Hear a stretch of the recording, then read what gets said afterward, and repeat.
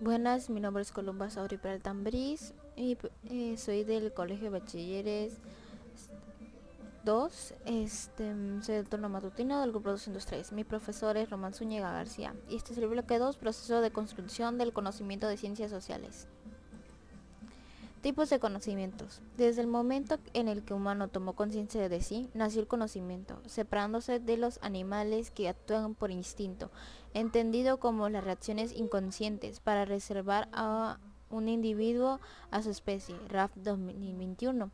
Este convirtió en una ventaja sobre presa y prendedores, quienes, aunque superiores en velocidad o fuerza, carecían del intelecto para superar las estrategias del hombre. Conocimiento y humano comparten una relación simbiótica, donde uno contribuye a la evolución del otro. Partiendo de esta premisa, puede señalarse distintas clases de conocimiento, cada una distintas de un periodo en el desarrollo humano. Formas de conocimiento, elaboración propia. Formas de conocimiento teológico, empírico, filosófico y científico.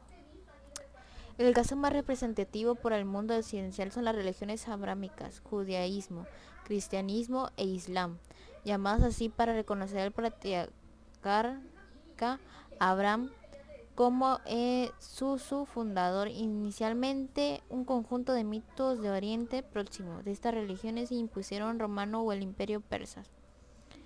Institución como la Iglesia Católica. Sus enseñanzas plasmadas en libros sagrados, la Torá, la Biblia y el Corán, entre otros, se convirtieron en la fuente de conocimiento definitivamente por sus fieles, quienes consideran sus palabras de origen divino. Elaboración propia. Derivado del mito, explica todos los fenómenos naturales a partir de la intervención de un ser divino.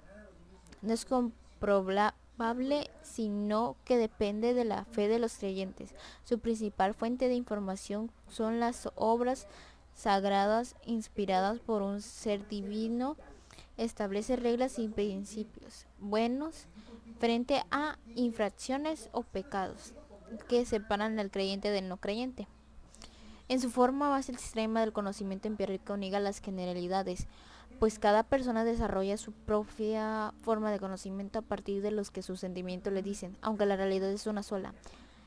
La interpretación que cada individuo da a la información sensorial que recibe de pie e interpretaciones subjetivas, difíciles de compartir a causa de que éstas son irreputables.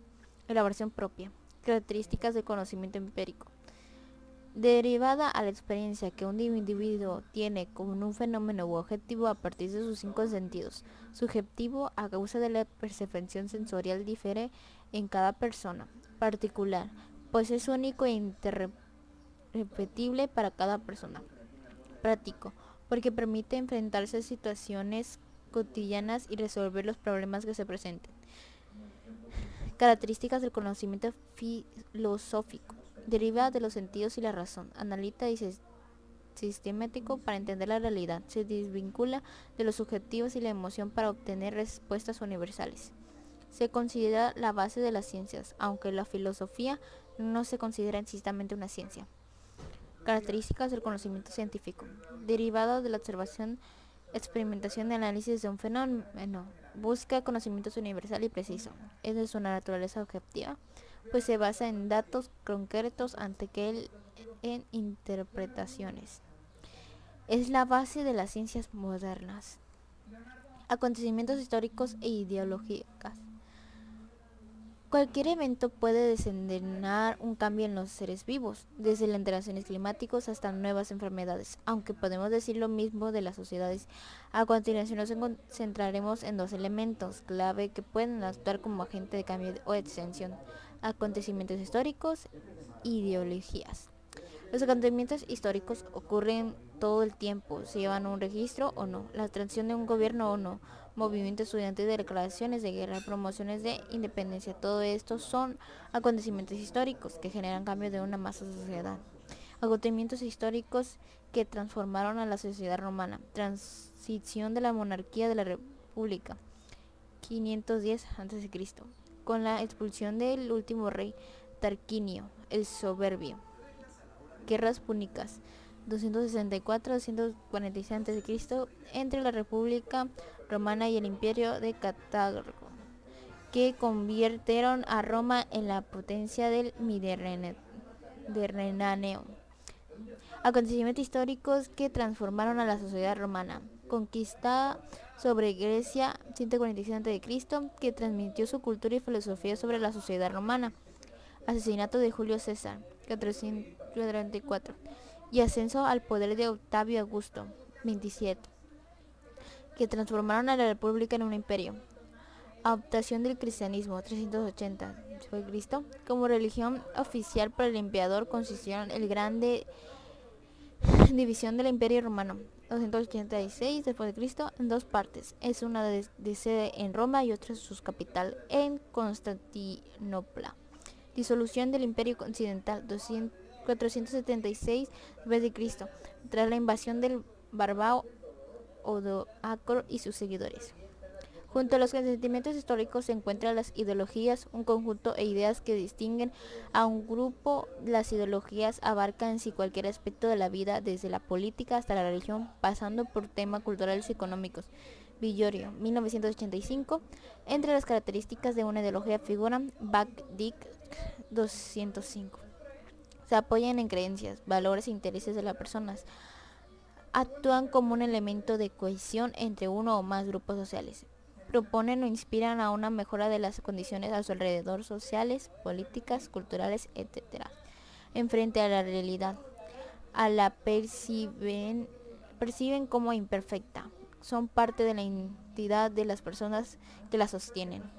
Las ideologías pueden consistir dentro de una sola sociedad, agrupándose en función de criterio como clase social, origen étnico, creencias religiosas o géneros y orientación sexual. Asimismo, su enfoque para transformar a la sociedad puede variar entre moderador a extremo o de pacífico a violento. Algunas ideologías notarias que incluyen a una o más de estas características son: socialismo.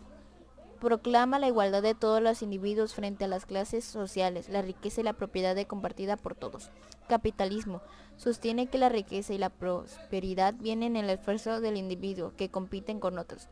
Fascismo. Para que la sociedad esté en paz y funcione, el gobierno debe ejercer su estricto control de todos los aspectos, desde la industria hasta la prensa. Feminismo. Aboga por la igualdad de derechos de las mujeres frente a los hombres, junto con el cese de prácticas machistas o misóginas. Nihilismo. Niega la existencia de objetos o propósitos elevados, por considerarlos ilusorios, proponiendo en cambio la búsqueda en un sentido propio. Anarquismo. Rechaza cualquier orden o dominación por parte de un Estado por considerarse una amenaza a la libertad del individuo. Pacifismo. Aboga por la solución de problemas a través de medios no violentos. Clasificación de las ciencias y su objetivo de estudio. Sin importar su naturaleza, aplica o opera las ciencias, tienen un objeto de estudio, aquello que busca revelar o descubrir. Camacho, 1991. El objeto de estudio de la medicina, por ejemplo, es la cura para una enfermedad, mientras que el de la química será la materia y sus propiedades. A partir de la naturaleza del objeto de estudio, es posible separar las ciencias en las siguientes categorías. Formal. Las características serían: su objeto de estudio es una forma o ente abstracto que solo existe dentro de la mente del observador. Se basan en el razonamiento lógico por encima de las experiencias o la información sensorial.